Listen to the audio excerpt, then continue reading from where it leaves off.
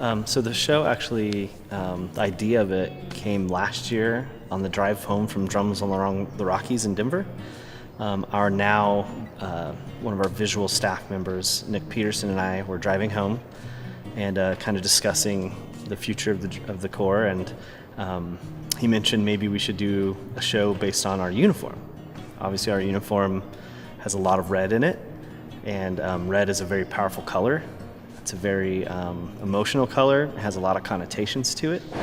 And I was very intrigued by that idea, so I kind of spent the next month or two really investigating the color red. And I found out that red was one of the first colors that was really kind of mastered by man, and it really had a lot of connotations put to it. It was really one of the first dominant colors. And I think part of that is just some of the way it appears in nature. So the movements are called aggression, passion, adrenaline, and bliss. And those are all things that we feel like a drum corps member would experience throughout the season and maybe within one specific show. And then also we feel like the audience will also feel those same emotions throughout our show. And aggression obviously is something, we try to play aggressively through parts of our show, and that's something that's you have to move your feet aggressively in time, and that's just something that's kind of part of the activity. I was actually working at a Starbucks one day that I often do, and I just got on Spotify and I put in Beethoven 7 second movement, and the first tune that came up was this David Hellbach version. He's a jazz pianist from Europe, and that was the version. It just happened to be kind of fate. That was the first version I found on Spotify because I was doing some research for the show.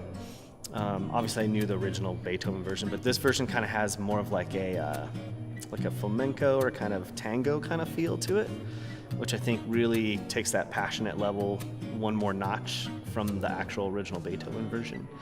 And then the third movement, Adrenaline, which is mainly a percussion feature, and it's really about speed, and we'll be running kind of through the props. The color guard silks actually look kind of like you could take that silk right off a race car. It kind of looks like that graphic.